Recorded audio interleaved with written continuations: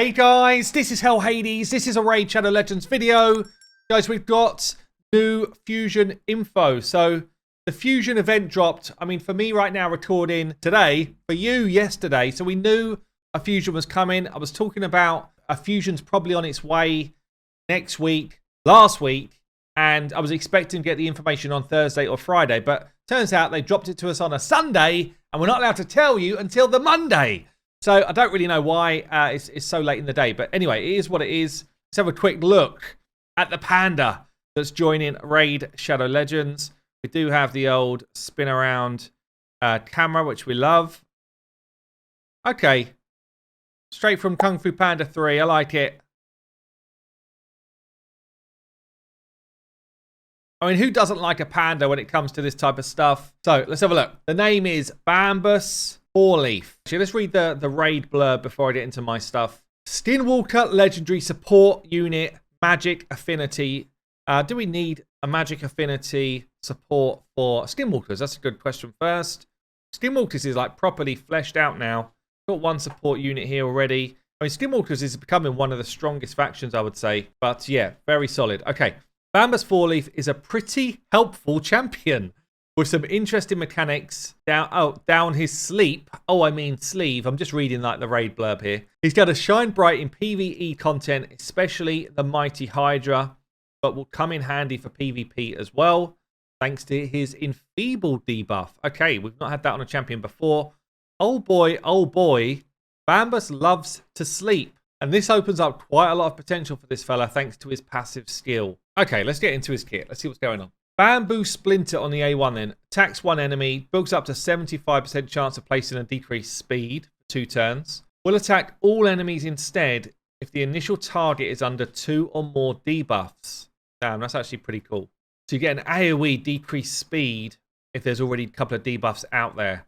This attack has a 40% chance instead of the 50, I guess, of placing decreased speed against the AoE.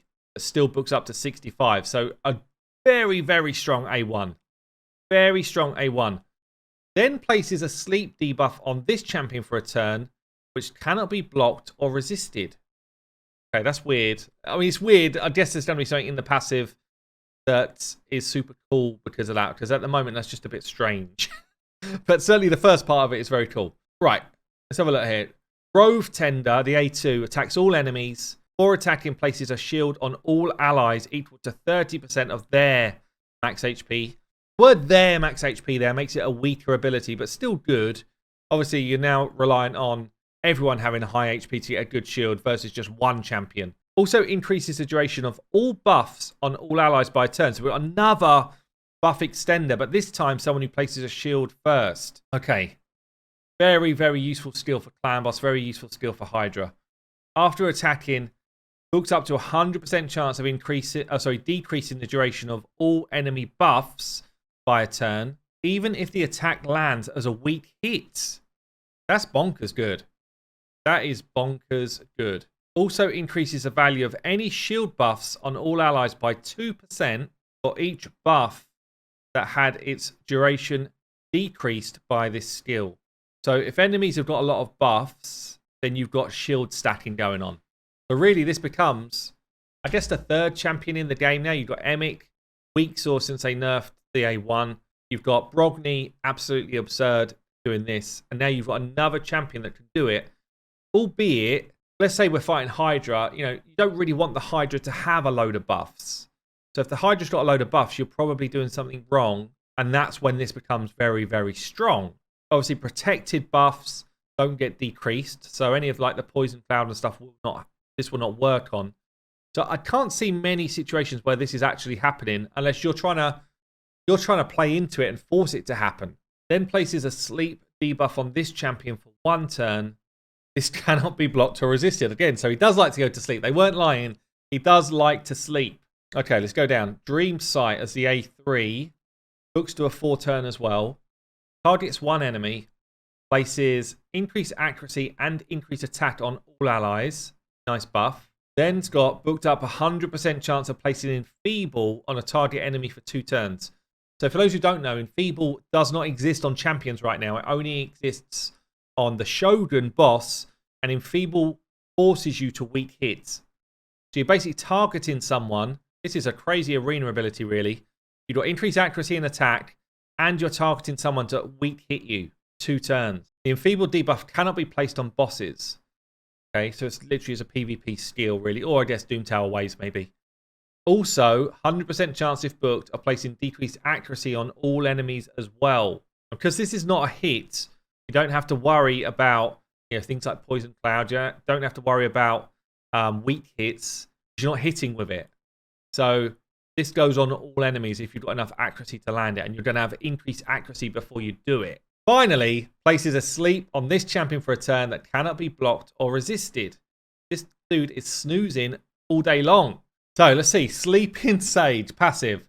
50% chance of transferring any debuffs placed on an ally to this champion while they are asleep. Or not transfer, block, revive, stun, freeze. Okay, so basically any of the crowd control debuffs will not be placed. At the start of this champion's turn, remove sleep. Okay, cool. Damn, that's crazy as well. Remove sleep. Transfers all debuffs from this champion to the enemy with the highest resistance if a sleep debuff was removed from this champion by the passive, which cannot be resisted.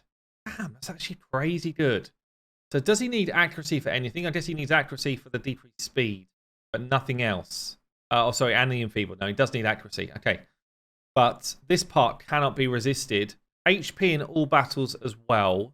I mean, he seems pretty nutty. I can't tell you exactly where I'm seeing him being played right now, but it sounds like he's going to get some potential PvP action, especially live PvP, like throwing the Enfeeble out on a Georgid or someone who's going to nuke your team down is really strong because you don't tend to be up against 2 really hard damage dealers.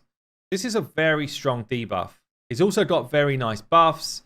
He's got the ability to get involved in this kind of like shield growing shenanigans that are going on right now. Honestly, cannot believe they have not fixed Cadaver before they start bringing out champions that are doing more of these abilities, because the situation just compounds. People make more fun teams. They make more cool stuff. So honestly, that's a mistake in my opinion. But this is probably not going to have that much of an effect on it unless people get really I guess people could end up getting really creative with this. Like you have one person who you can just steal the buffs from. They spread all those buffs around and suddenly you're getting shield increases by let's say it's Hydra heads. You've got 4 Hydra heads and let's say they've got 6 buffs each. You're talking like 48% shield buff. I feel like the big brains of the community will get creative with this if it's left to continue the whole Cadaver thing, which is weird to me. It's weird that they would let this be a thing. Anyway, I mean, he's a super interesting new fusion. That's the words I would use. Does he feel OP? I don't know about OP, but certainly so unique. AoE decrease speed is very cool. The A3 is very cool. Enfeeble on a champion is very cool. The passive I love. So yeah, it feels to me like this is a great champion kit. Very different to what we've seen before. And if you're capable of doing the fusions, I would say it's one that you probably should not skip because he's doing stuff that we're not seeing anyone else do. And although I can't right now in my very small brain think of what we're going to do with him, I think it's going to be some fun stuff. So there you go, guys. Hopefully he doesn't end up living in a vault. I don't think he will. But Bambus 4-leaf is coming this week. Get ready. Anyway, I've been Hell Hades. I'll see you soon.